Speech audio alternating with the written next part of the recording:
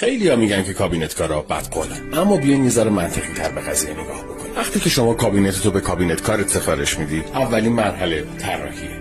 حالا اگه طراح سر شلوغ باشه و طرحو دیر بده، تقصیر کابینت کار نیست. مرحله بعدی خرید متریال.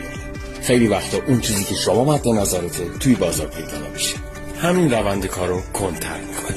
مرحله بعدی انجام خدمات. تو همه کارگاه خدماتی انجام کل خدمات سر نوبت صورت میگیره. این پروسه هم شاید یکم زمان بر باشه، اما بازم تقصیر کابینت کار نیست. بعد انجام خدمات میرسیم به اجرای کار. تازه اگه شاگرد کابینت کار وسط کار یهو اوستا رو ول نکنه و بره. کابینت کار شما بیشتر از این که بخواد کارتون رو زودتر تحویل بده، دوست داره یه کار تمیز و باب میلتون رو بهتون تحویل بده. شما هم اگه کار تمیز میخواد یه ذره بعد صبر بکن. فکر نکنم بعد از دیدن این کلیپ بازم به کابینت کارو بگی بعد خود. این پستم بفرست واسه اون کابینت کاری که هنوز اجرای کار تمیز براش اولویت داره.